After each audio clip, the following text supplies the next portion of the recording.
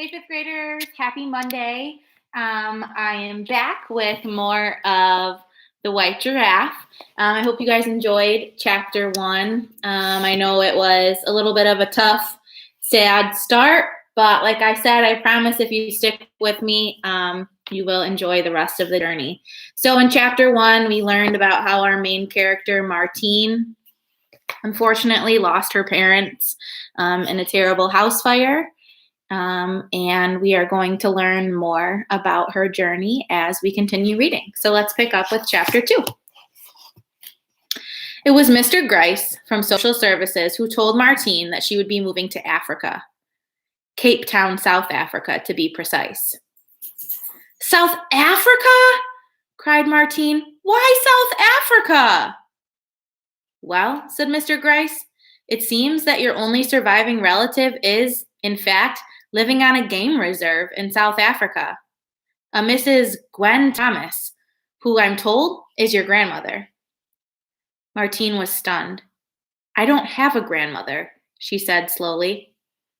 Mr. Grice frowned. He reached into his pocket for his glasses and consulted his file again. No, I assure you there's no mistake. I have her letter here. He handed Martine a sheet of cream white paper.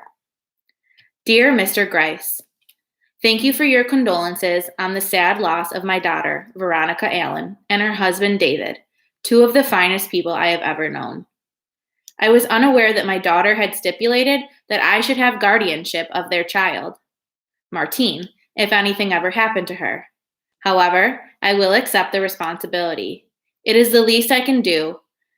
I enclose an airplane ticket to Cape Town and £150 for the girl's expenses. I rarely go into the city and would be grateful if you could ensure that she is adequately clothed for the South African weather. Yours truly, Gwen Thomas. There was something about the tone of the letter that bothered Martine. Her grandmother didn't seem at all enthusiastic about the prospect of taking her on. Quite the reverse. From the sound of things, she expected Martine to be a burden. She couldn't even face the prospect of buying her a few summer clothes. She had clearly adored Martine's parents, but that didn't mean she wanted to be stuck with Martine. And what about her grandfather? There was no mention of him. Martine handed the letter back to Mr. Grice. I'm not going, she said. She doesn't want me, and there's no way I'm going to live with somebody who doesn't want me. I'd rather stick pins in my eyes. Mr. Grice looked at her in consternation. It had been a trying morning, and he had a feeling that it was about to get worse. What was the matter with his supervisor that she was always giving him the difficult jobs? But Mrs. Thomas is your legal guardian, he tried. I'm not going, Martine repeated stubbornly, and you can't make me. Mr. Grice gathered his papers together in a messy bundle, knocking over a glass of water in the process. I'll be back, he told Martine, ignoring the puddle and the ink turning to watercolor on his documents. I have to make a phone call. Martine sat staring at the smoke-stained wallpaper in Mr. Grice's office, feeling much more afraid than she'd let on. The past few weeks had been a blur, and for the first nightmarish 5 days after the fire, she'd stayed with the Morrisons until their sons returned from a college rugby tour. Then she'd moved in with a friend of her mother's who was unable to cope with a grieving child. Finally, she was driven off to the house of Miss Rose, her English teacher, who was going to take care of her until her future was decided. Everywhere she went, people wore overbright smiles and were full of helpful suggestions. But as soon as she left the room, she could hear hushed conversations in which the words orphan and all alone in the world were frequently used. Martine was too dazed and heartbroken to care. Most of the time, she walked around with a crashing sensation in her head, as if she were falling into a well with no bottom. She couldn't eat, she couldn't sleep, she couldn't cry. The question she kept asking herself over and over was why? Why had she been saved and her parents hadn't? It seemed so unfair. The firemen had praised her bravery and told her she'd done the right thing. They said if she'd opened her door even a crack to try to get to her parents, she would have been swallowed by the blaze. but it was hard not to feel guilty. And what happened to her now? Was she really going to be sent away to a stranger in South Africa?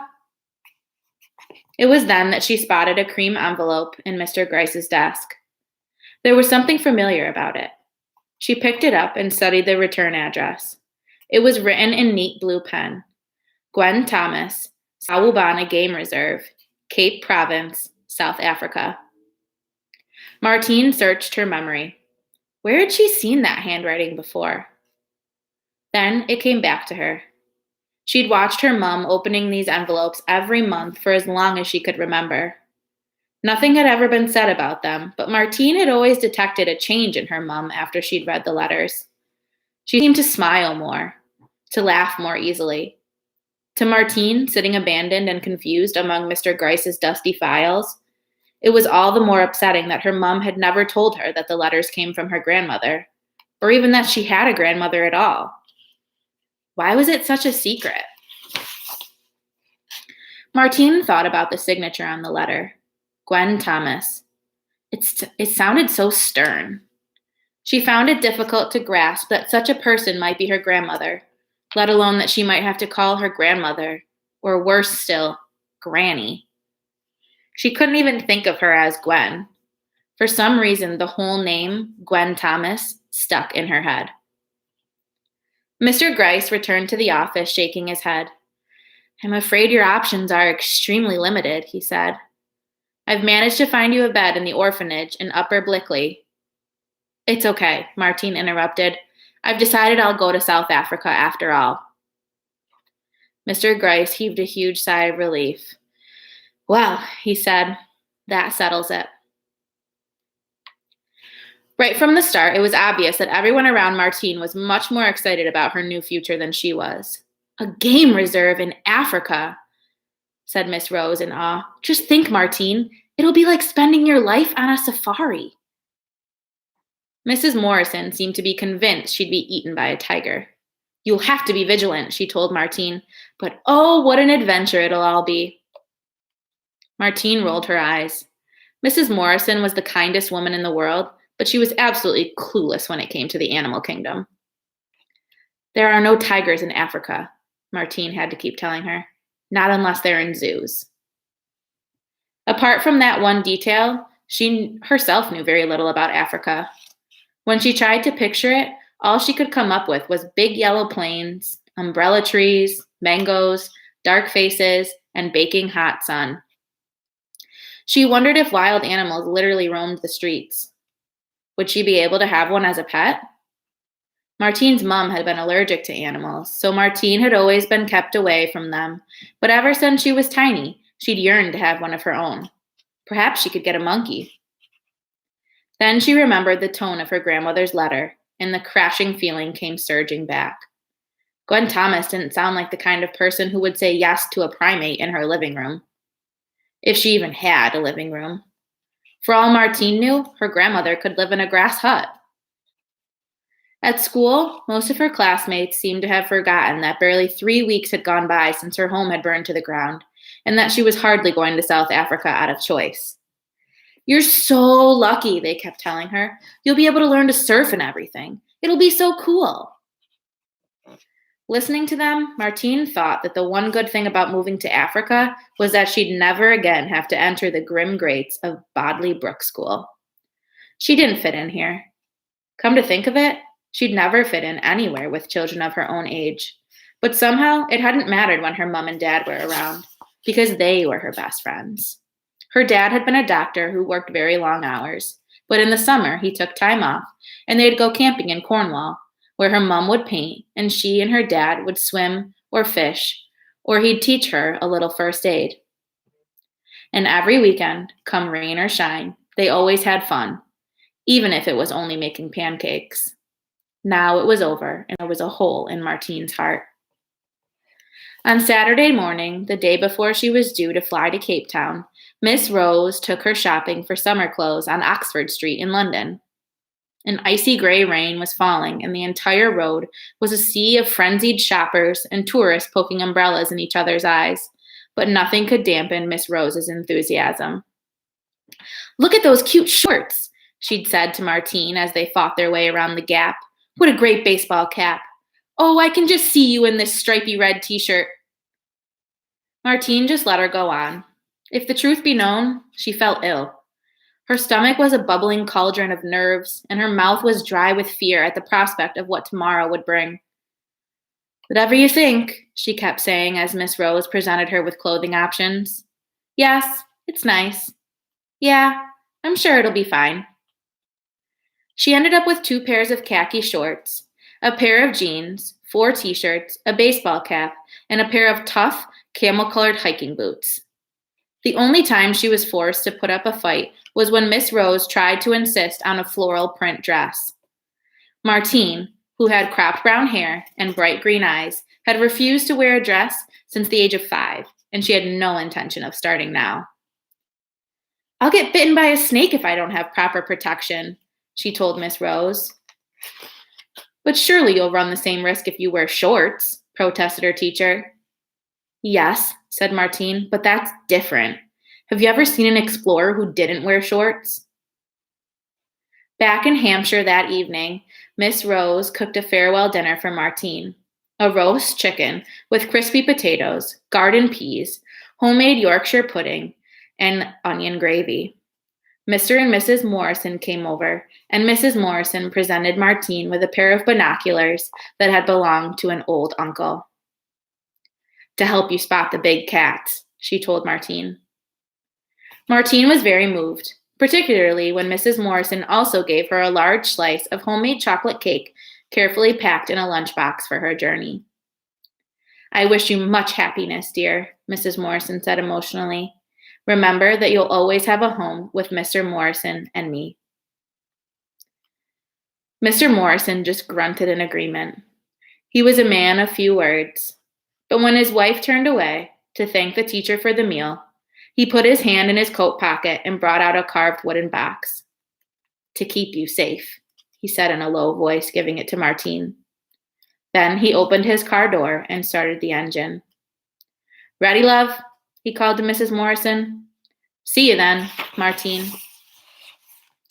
Martine waited until she was all alone in Miss Rose's spare room that night to open the box. Inside, she found a pink Maglite flashlight, a Swiss Army knife, and a first aid kit. She could hardly believe her eyes.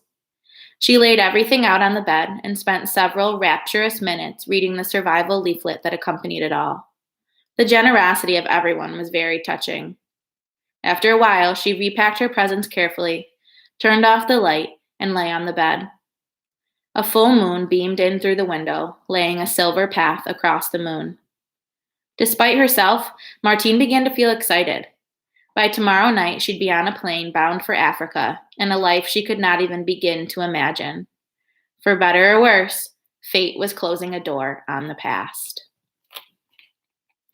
So, as you can imagine, I'm sure Martine is just feeling all different sorts of emotions, where she's still grieving the loss of her parents and trying to navigate this new world without them, but also she is starting to feel that excitement for this new life. And it doesn't seem like she was overly happy in the school that she was at or with the life that she had. So maybe this is one of those things that, we call a blessing in disguise and might be a very good thing for her. So we'll read one more chapter today. Chapter 3. The first thing Martine noticed was the heat. It rose from the airport runway in a soupy, silvery haze, so thick that the horizon appeared to bow underneath the weight of the blue sky, and all the plains had wavy edges as if in a dream.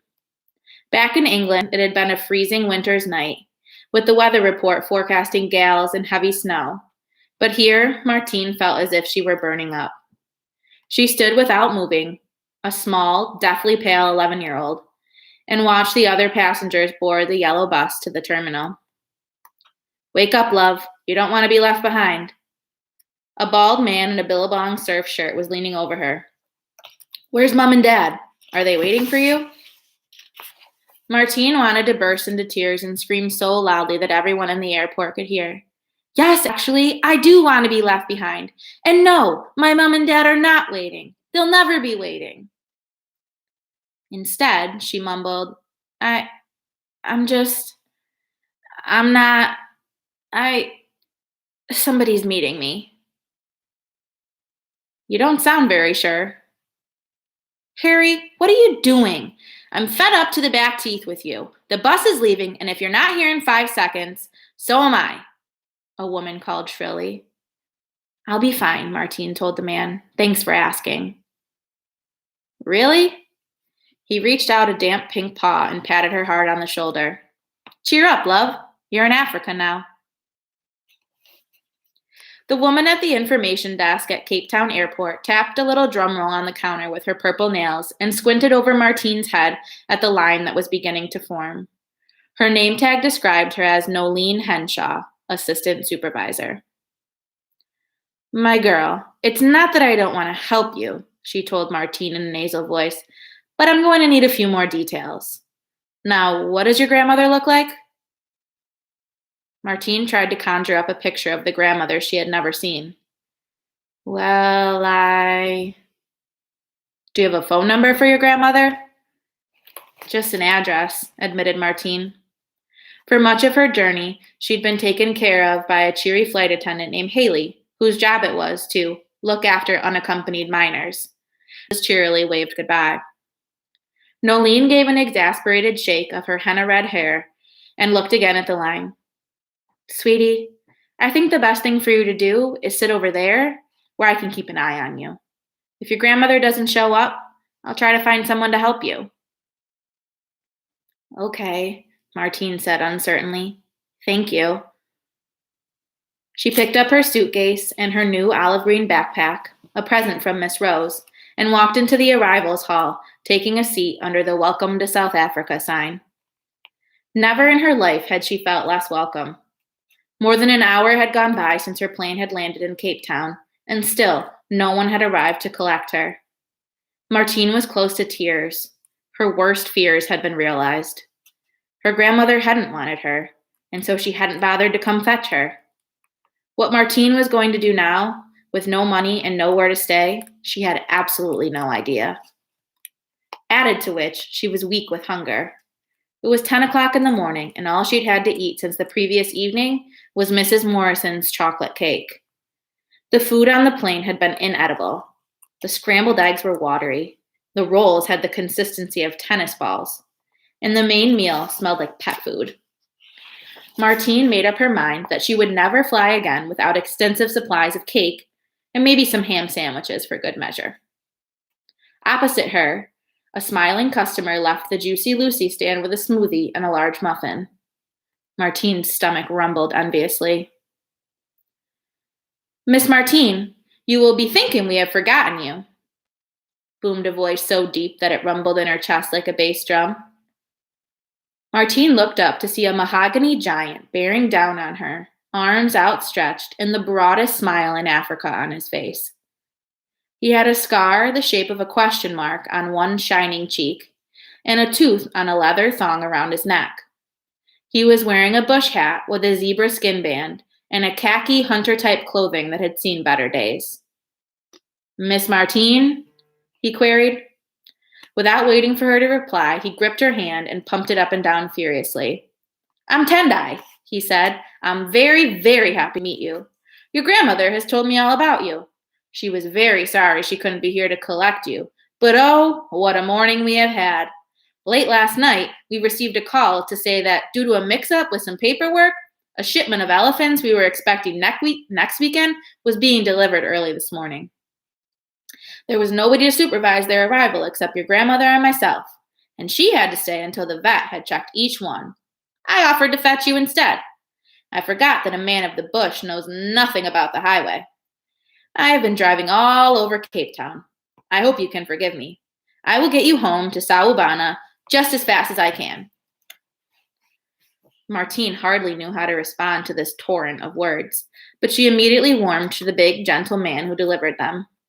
He carried nature with him, almost like an aura. Pleased to meet you, Tendai, she said, adding shyly, Of course I forgive you. At these words, Tendai laughed, picking up her suitcase and tucking it under one arm as if it weighed no more than a hen. He led the way out into the sunshine. So, rough start when she first gets to Africa, thinking that she's going to be left behind, but Tendai seems to be a pretty nice, friendly guy. So we will be back tomorrow with more of the White Giraffe, and hopefully we will see tomorrow when Martine gets to meet her grandmother for the first time. Have a great day.